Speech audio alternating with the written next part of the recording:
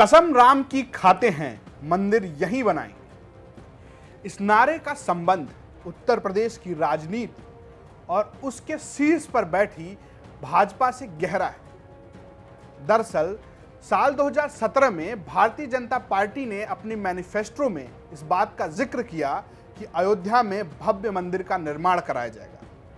लेकिन जनाब, मंदिर तो बन रहा है। दरअसल सुप्रीम कोर्ट के आदेश के बाद अयोध्या में भव्य मंदिर निर्माण की शुरुआत भी हो चुकी है। लेकिन राजनीति है और राजनीति ने फिर से करवट ले ली है और ये करवट अब मथुरा की तरफ है। एक और नारा है कि अयोध्या तो सिर्फ झांकी है, काशी मथुरा बाकी है। दरअसल मथुरा मंदिर मस्जिद विवाद को लेकर 6 सितंबर को कोर्ट में सुनवाई होने वाली है और इस पर सभी की निगाहें टिकी हुई हैं। नमस्कार, मैं हूं रजत सिंह और ये है यूपी तक। सबसे बड़ा सवाल है कि आखिर मथुरा मंदिर मस्जिद विवाद है क्या? इस सवाल का जवाब इतिहास में है। अगर मेरे पास टाइम मशीन होती तो मैं आपको ले चलता उस कालखंड में और दिखाता कि कहां से शुरू हुआ ये विवाद और ये कैसे इतना बड़ा हो गया। लेकिन अफसोस, अभी तक मनुष्यों ने टाइम मशीन का आविष्कार नहीं किया है। ऐसे में एक जुगाड़ है या कहें एक तोड़ है, वो है किताब।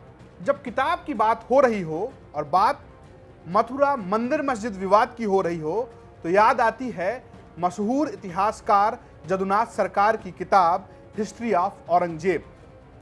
और इस किताब का एक पन्ना या कहें कि एक टाइटल है his destruction of Hindu temples. यही वो पन्ना है या यही वो टाइटल है जहां से औरंगजेब के विलन तत्व की एंट्री होती है। जदुनाथ सरकार लिखते हैं कि हिंदुस्तान के तख्त पर बैठने के 12 साल बाद यानी 9 अप्रैल 1669 को औरंगजेब एक आदेश जारी करते हैं।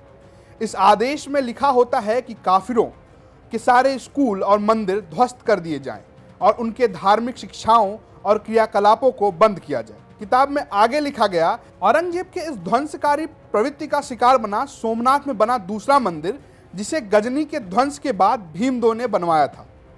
बनारस के विश्वनाथ मंदिर और केशवराव मथुरा का मंदिर भी तोड़ दिया गया। जनवरी 1670 रमजान के महीने में एक आदेश निकलता है जिसके बाद मथुरा का केशवराव देहरा मंदिर गिरा दिया जाता है।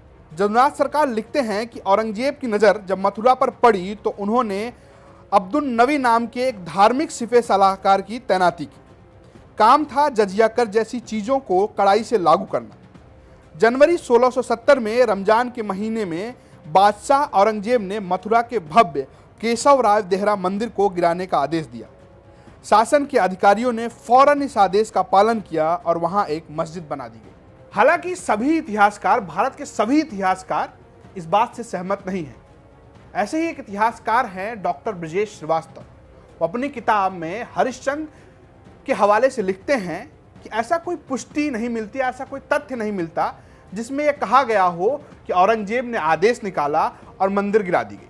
अब इतिहासकारों के बीच में मतभेद है, लेकिन अगर मंदिर गिराई गई तो आखिर अब जो मंदिर मौजूद है वो क्या है या उसका इतिहास क्या है, आइए जानते हैं। दरअसल मथुरा के मंदिर का निर्माण राजा बुंदेला ने 33 लाख रुपए में कराया था और फिर हुआ मुगलों का शासन। लेकिन खेल तब पलट जाता है जब मराठा मुगल को हराते हैं और उनके कंट्रोल में मथुरा आ जाता है। वो मंदिर का भव्य निर्माण कराते हैं और मुगलों या कहें कि मराठाओं के जाने के बाद देश में आते हैं ब्रिटिश। और ब्रिटिश के आने के बाद 13 एकड़ जमीन, करीब 13 एकड़ जमीन की नीलामी होती है। याद रखिएगा, यही वो 13 एकड़ जमीन है जिसका विवाद है। और जब नीलामी होती है तो इसे खरीदते हैं बनारस के राजा पटिमल। सन 1944 में राजा बनारस से जमीन जुगल किशोर बिरला खरीद लेते हैं और वो एक ट्रस्ट बनाते हैं और ये ट्रस्ट मथुरा में एक भव्य मंदिर का निर्माण कराता है। आगे चलकर मुस्लिम पक्ष से एक समझौता भी होता है। लेकिन अब ये सवाल है कि जब मंदिर बन गया और समझौता हो गया तो ये विवाद क्या है? दरअसल मथुरा की अदालत में 25 सितंबर 2020 को श्री कृष्ण विराजमान वाद दायर किया गया था। यह विवाद कुल मिलाकर 13.37 एकड़ भूमि के मालिकाना हक का है, जिसमें 10.9 एकड़ जमीन श्री कृष्ण जन्मस्थान के पास है, 2.5 एकड़ भूमि शाही ईदगाह की मस्जिद के पास है। वाद में कोर्ट ने 4 संस्थाओं को नोटिस दिया है। इसमें श्री कृष्ण जन्मस्थान सेवा संस्थान, श्री कृष्ण जन्मभूमि ट्रस्ट, शाही मस्जिद ईदगाह कमेटी और उत्तर प्रदेश सुन्नी सेंट्रल बोर्ड को शामिल किया गया है। जैसा मैंने आपसे कहा था कि याद रखिएगा, मुस्लिम पक्ष से एक समझौता हुआ था और इस समझौते में शामिल था श्री कृष्ण जन्मस्थान सेवा संस्थान। अब एक नई याचिका या कहें एक वाद दायर किया गया है जिसमें कहा गया है कि संपूर्ण संपत्ति केशव कटरा की है। ऐसे में वो समझौता अवैध है और इसी के आधार पर यह कहा जा रहा है कि शाही जो मस्जिद है उसको हटा दिया जाए। अब सभी लोगों की निगाह 6 सितंबर के कोर्ट के फैसले पर टिकी हुई। ये स्टोरी आपके लिए लिखी थी हमारे साथी अमीश राय ने। चलते चलते आपको बता दें कि अब आप सिर्फ खबरें देख नहीं सकते, उसे पढ़ भी सकते हैं, क्योंकि हमारी वेबसाइट uptak.in लॉन्च हो गई है। जो स्टोरी या जो कहानी मैंने आपको बताई ये भी वहां मौजूद है। इसके अलावा और कई रोचक तथ्य, किस्से और ताजा तरीन खबरें आप वहां पढ़ सकते हैं। अब यूपी की खबरें देखें भी, खबरें पढ़ें भी।